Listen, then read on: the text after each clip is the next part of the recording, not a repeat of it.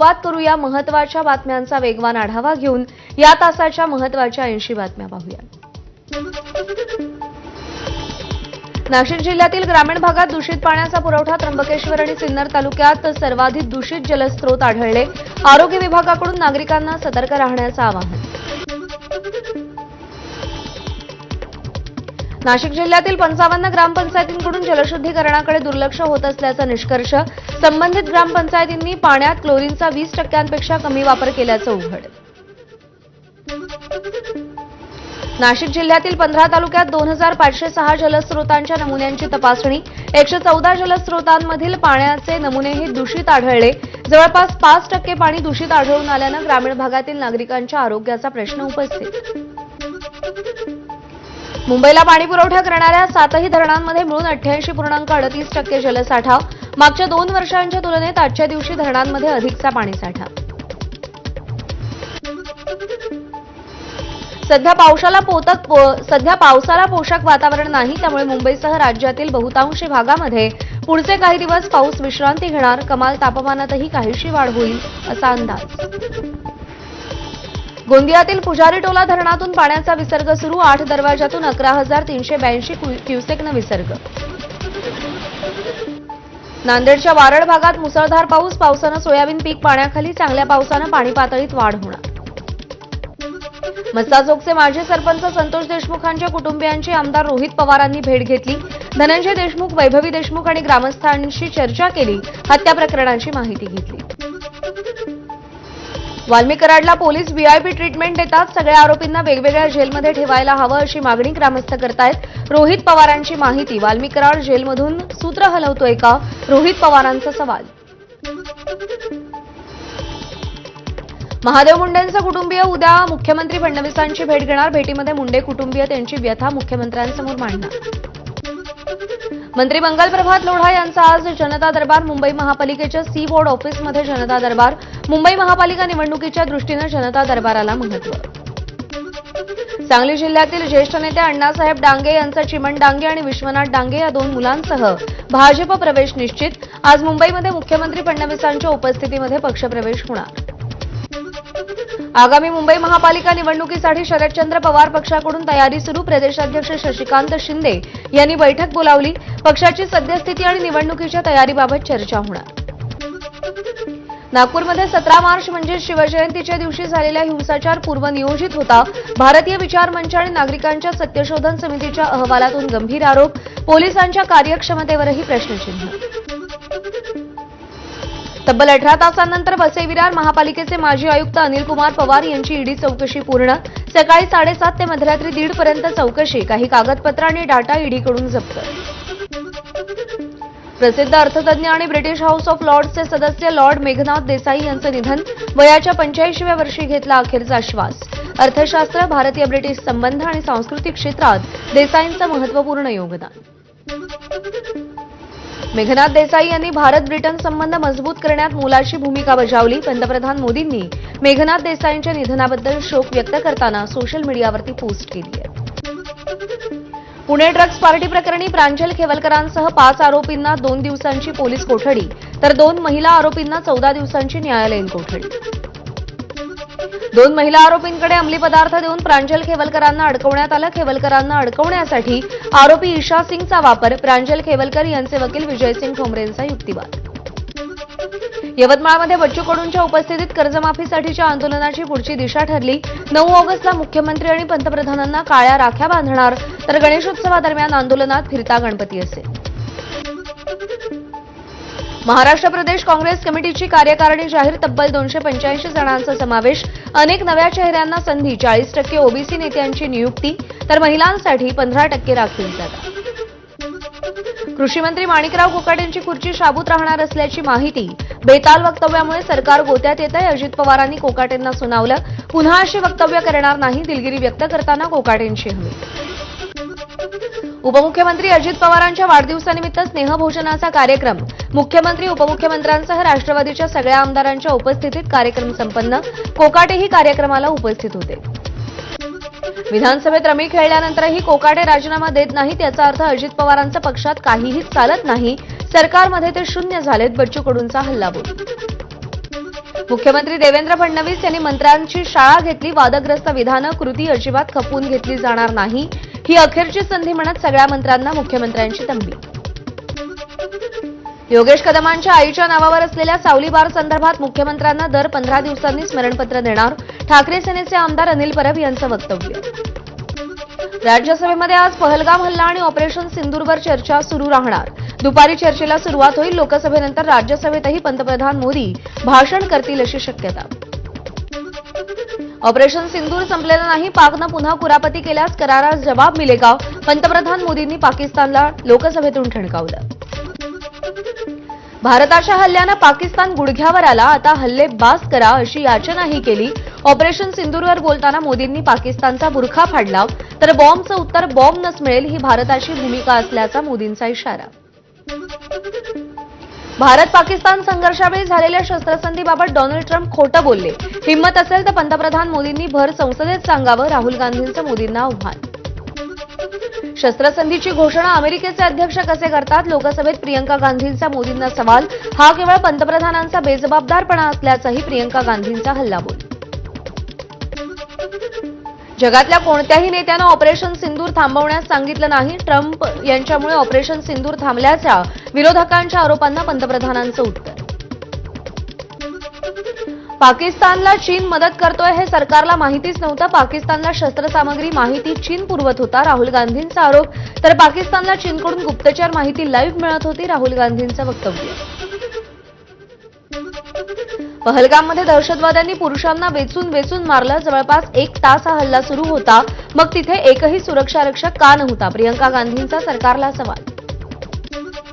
संरक्षण मंत्र्यांनी तासभर भाषण केलं, पण पहलगाम हल्ला कसा झाला हे सांगितलंच नाही, प्रियंका गांधींचं लोकसभेत वक्तव्य.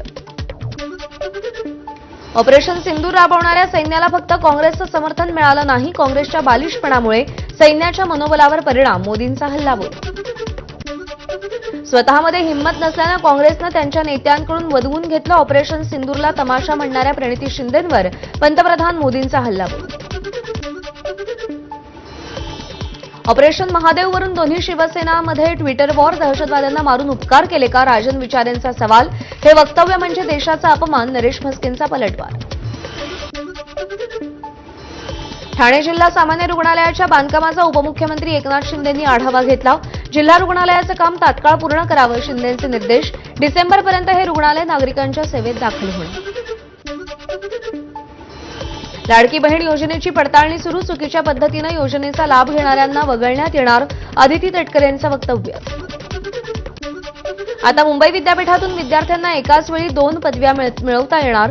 या उपक्रमासाठी विद्यापीठाचा सिंधुदुर्गातील 2 महाविद्यालयांसोबत करार, सावंतवाडीतील पंचम खेमराज महाविद्यालयाचा समावेश. 10वी-12वी पुरवणी परीक्षेचा निकाल जाहीर, 10वीचे 13,709 तर 12वीचे 31,676 विद्यार्थी पुरवणी परीक्षेत उत्तीर्ण. महाराष्ट्र लोकसेवा आयोगातर्फे गट ब अराजपत्रित सेवा संयुक्त पूर्व परीक्षेची जाहिरात प्रसिद्ध. 282 पदांसाठी भरती प्रक्रिया राबवणार. 9 नोव्हेंबरला राज्यातील 37 जिल्हा केंद्रांवर परीक्षा. एबीपी माझाच्या बातमीचा इम्पॅक्ट, भौतिक सुविधा न देणाऱ्या फार्मसी महाविद्यालयांवर कारवाई करणार. तंत्रशिक्षण विभाग सहसंचालकांच्या बैठकीत निर्णय, अशा महाविद्यालयांची यादी वेबसाईटवर प्रसारित करणार. महाराष्ट्र गोवा वकील परिषदेला अकादमी स्थापन करण्यासाठी कळव्यातील 1 हेक्टर जमीन देण्याचा राज्य मंत्रिमंडळाचा निर्णय. महाराष्ट्र आणि गोव्यातील वकिलांसाठी विविध उपक्रम, शिबिरं राबवली जाणार. ठाणे शहरामध्ये 300हून अधिक अनधिकृत बांधकामं सुरू, कारवाईबाबत कोर्टानं आदेश देऊनही अनधिकृत बांधकामांना पाठीशी घालणारा आका कोण, काँग्रेस जिल्हाध्यक्ष विक्रांत चव्हाण यांचा सवाल. धोकादायक स्थितीतील इमारतींचा ताबा घेण्यासाठी म्हाडा अधिकाऱ्यांची नोटीस, अशा 935 नोटिसा हायकोर्टानं बेकायदेशीर ठरवल्या. चौकशीसाठी निवृत्त न्यायमूर्तींच्या अध्यक्षतेखाली समितीची स्थापना. आदिवासी भागामध्ये कुपोषणामुळे होणाऱ्या बालकांच्या मृत्यूबाबत उच्च न्यायालयाकडून चिंता व्यक्त, कुपोषणाच्या समस्येची सद्यस्थिती काय, कोर्टाची सरकारला विचारणा, उपाययोजनांचा तपशील सादर करण्याचे निर्देश.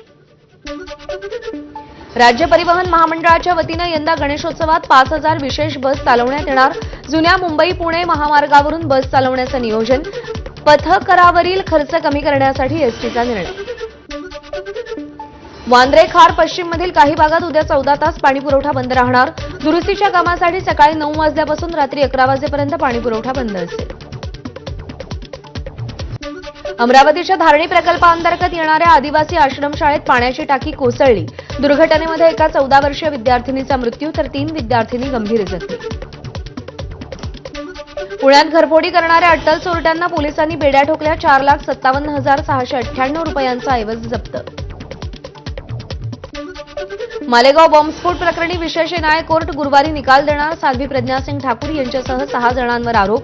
या स्फोटामध्ये 6 जणांचा मृत्यू तर 100हून अधिक जण जखमी झाले होते. अभिनेता सुशांत सिंग राजपूत मृत्यू प्रकरणी अभिनेत्री रिया चक्रवर्तीनं दाखल केलेल्या तक्रारीचा तपास बंद करण्याबाबत सीबीआयचा अहवालावर भूमिका स्पष्ट करण्यासाठी कोर्टाची रिया चक्रवर्तीला नोटीस.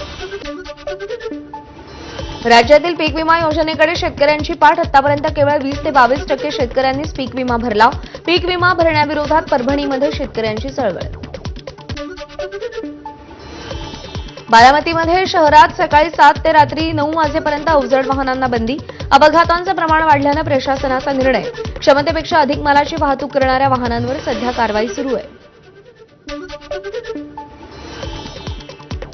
ठाण्यामध्ये 3,97,00,000 ड्रग्ज जप्त. अंमली पदार्थ विरोधी पथकाची कारवाई. या प्रकरणी 2 आरोपींची पोलीस कोठडीत रवानगी. चीनहून आलेली 160 टन निकृष्ट दर्जाची खेळणी आणि बनावट सौंदर्य प्रसाधनं जप्त. महसूल गुप्त वार्ता संचालनालयाची कारवाई. जप्त केलेल्या मालाची 6.5 कोटी इतकी किंमत असल्याची माहिती. नांदेडमधील आधार रुग्णालयामध्ये निर्जंतुकीकरण करणाऱ्या मशीनमध्ये बिघाड. हवेचं प्रेशर वाढल्यानं मशीनसह रूमच्याही काचा फुटल्या. कोणतीही जीवितहानी नाही, डॉक्टरांची माहिती. कोल्हापूरच्या सिद्धनेरली इथं पुराच्या पाण्यात अडकलेल्या ज्येष्ठ नागरिकाला जवानानं वाचवलं. चंद्रकांत पाटील असं संबंधित जवानाचं नाव. नदीत उडी घेत झाडावर अडकलेल्या ज्येष्ठ नागरिकाचे प्राण वाचवले. जळगावच्या सिरसोली गावात विजेच्या तारेचा स्पर्श झाल्यानं 2 म्हशींचा मृत्यू. विजेची तार तुटून पडल्यानं गावकऱ्यांमध्ये भीतीचं वातावरण. दहशतवादी असल्याच्या संशयावरून अफगाणिस्तानच्या एका व्यापाऱ्यावर नागपूरमध्ये हल्ला. रात्री 12 वाजता ताजबाग परिसरातील घरी परतत असताना तरुणांनी मारहाण केली. दोघांविरुद्ध गुन्हा दाखल. नागपुरातील बारमध्ये बसून शासकीय दस्तावेज आणि फाईलवर सही केल्याच्या प्रकरणी गडचिरोलीतील सार्वजनिक बांधकाम विभागाचे सामोर्शी येथील उपविभागीय अभियंता देवानंद सोनटक्के यांचं निलंबन. एन्काउंटर स्पेशालिस्ट दया नायक यांना अखेर बढती. सहाय्यक पोलीस आयुक्तपदी दया नायक यांची बढती. निवृत्तीच्या 2 दिवस आधी ही बढती त्यांना मिळाली आहे. नांदणी मठाच्या महादेवी हत्तीणीला निरोप देताना झालेल्या तोडफोड प्रकरणी 100हून अधिक जणांवर गुन्हा दाखल. राजू शेट्टींचे स्वीय सहाय्यक स्वस्तिक पाटील आणि सहकारी सागर शंभू शेटे यांच्यावरही गुन्हा दाखल. नवी मुंबई शिक्षिकेनं अल्पवयीन विद्यार्थ्यासोबत अश्लील व्हिडिओ कॉल केल्याप्रकरणी पॉक्सो अंतर्गत गुन्हा दाखल. या प्रकरणी न्यायालयानं शिक्षिकेला 1 दिवसाची पोलीस कोठडी सुनावली आहे. जळगावच्या सम्राट कॉलनी परिसरातील जुन्या वादातून 2 तरुणांचा एकमेकांवर चाकू हल्ला. एका तरुणाचा मृत्यू तर दुसऱ्याची प्रकृती चिंताजनक. सातारा स्थानिक गुन्हे शाखेच्या कारवाईमध्ये 23 गंभीर गुन्ह्यांमध्ये सामील असलेल्या टोळीचा पर्दाफाश. 52 लाखांचं चोरीला गेलेलं सोनं जप्त करत मुख्य आरोपीला अटक.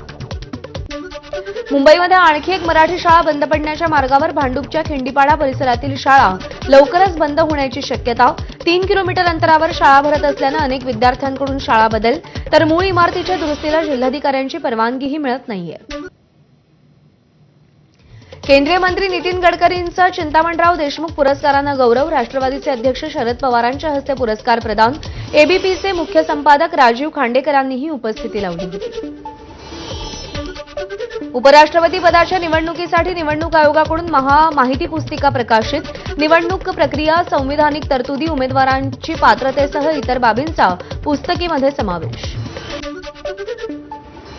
इस्रोचा आतापर्यंतचा सर्वात आधुनिक उपग्रह निसारचं आज श्रीहरिकोटा इथून प्रक्षेपण. इस्रो आणि नासाच्या संयुक्त मिशनद्वारे आपत्ती व्यवस्थापनासाठी काम केलं जाणार आहे.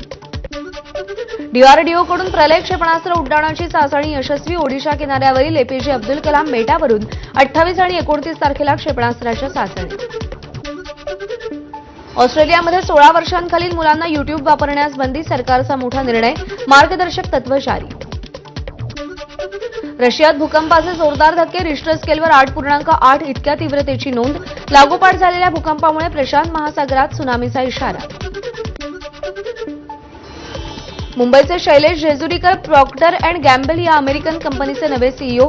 मायक्रोसॉफ्ट गुगल नंतर आता प्रॉक्टर अँड गॅम्बललाही मिळणार भारतीय नेतृत्व. टीम इंडियाचा वेगवान गोलंदाज जसप्रीत बुमराह इंग्लंड विरुद्धच्या 5व्या आणि निर्णायक सामन्याला मुकणार. बुमराहला 5व्या कसोटीतून विश्रांती दिली जाणार. बुमराहच्या जागी आकाशदीपला संघात स्थान दिले जाईल. इंग्लंड विरुद्धच्या निर्णायक कसोटीपूर्वी भारतीय संघाचा ओव्हलच्या मैदानावर जोरदार सराव. 5 सामन्यांच्या मालिकेत भारत 2-1 पिछाडीवर असून मालिकेत बरोबरी करण्याचं भारतापुढे आव्हान आहे. अवतार फायर अँड ॲश सिनेमाचा ट्रेलर प्रदर्शित. 19 डिसेंबरला सिनेमा प्रेक्षकांच्या भेटीला येणार. अभिनेता आमिर खानचं आता युट्यूबवर पदार्पण. आमिरचा सितारे जमीन पर चित्रपट 1 ऑगस्टपासून फक्त 100 रुपयात युट्यूबवर पाहता येणार. थिएटरनंतर थेट युट्यूबवरती सिनेमा प्रदर्शित करण्याचा आमिरचा निर्णय.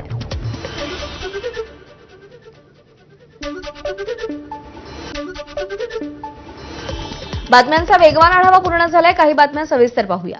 अंबादास दानवे यांनी मुख्यमंत्री फडणवीस आणि उपमुख्यमंत्री अजित पवार यांच्यावरती टीका केली आहे. फडणवीस आणि अजित पवार यांची शिस्त नावालाच उरली आहे अशी टीका त्यांनी एक्स पोस्टवरून केली आहे. काय